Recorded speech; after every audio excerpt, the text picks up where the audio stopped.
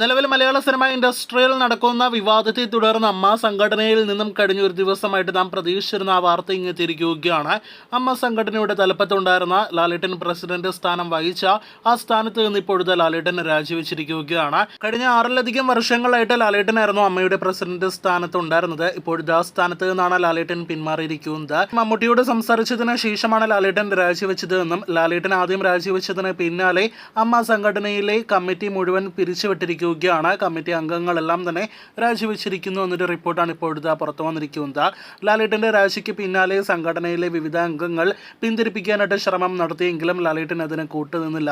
എല്ലാവർക്കും നന്ദി, വിമർശിച്ചതിനും തിരുത്തിയതിനും എന്നാണ് അമ്മ സംഘടനയുടെ ഒഫീഷ്യൽ പ്രസ് നോട്ടിൽ പറഞ്ഞിരിക്കുന്നത്. ഇതിനിടെ ലാലേട്ടന്റെ തീരുമാനം വളരെ മികച്ചതാണ് എന്നൊരു അഭിപ്രായമാണ് ഇതിനോടകം തന്നെ സോഷ്യൽ മീഡിയയിൽ ഉയരുന്നത്. ഈ 2024 വർഷം ജൂൺ മാസം പകുതിക്ക് ശേഷമായിരുന്നു അമ്മയുടെ ഏറ്റവും പുതിയ അടുത്ത 5 വർഷത്തേക്കുള്ള എക്സിക്യൂട്ടീവ് കമ്മിറ്റി രൂപീകരിച്ചത്. ഇപ്പോഴത്തെ ആ കമ്മിറ്റി രൂപീകരിച്ച് വെറും 2 മാസങ്ങൾക്കുള്ളിൽ കമ്മിറ്റി പിരിച്ചുവിടേണ്ട അവസ്ഥയിലേക്ക് എത്തപ്പെടുമ്പോൾ അമ്മ സംഘടനയ്ക്ക് അത് നാണക്കേടാണെന്ന കാര്യത്തിൽ സംശയമില്ല. അടുത്ത സമിതി അടുത്ത 2 മാസങ്ങൾക്കുള്ളിൽ രൂപീകരിക്കാനാണ് നീക്കം നടത്തുന്നത്. ഇതിനിടയിൽ അമ്മ അംഗങ്ങൾക്ക് ലഭ്യമാകുന്ന എല്ലാ ആനുകൂല്യങ്ങളും സർവീസ് എല്ലാം തന്നെ തുടർന്നും ലഭ്യമാകുമെന്നാണ് ലാലേട്ടൻ അറിയിച്ചിരിക്കുന്നത്.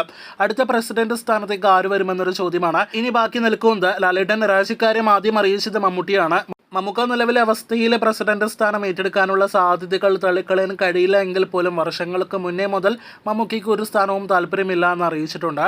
ഇതിനിടയിൽ പൃഥ്വിരാജ് പ്രസിഡന്റ് ആകണമെന്നൊരു ആവശ്യം സോഷ്യൽ മീഡിയയിൽ ശക്തമാണ്. എന്നാൽ പൃഥ്വിരാജ് ആണെങ്കിൽ അമ്മയുടെ സമീപകാല മീറ്റിങ്ങിലും പങ്കെടുത്തിട്ടില്ല. അമ്മയുമായി ബന്ധപ്പെട്ട ഒരു പരിപാടികളിലും പങ്കെടുക്കുന്ന കാഴ്ച കണ്ടിട്ടില്ല. അതുകൊണ്ട് തന്നെ പൃഥ്വിരാജ് എത്തുമോ എന്നത് സംശയകരമാണ്.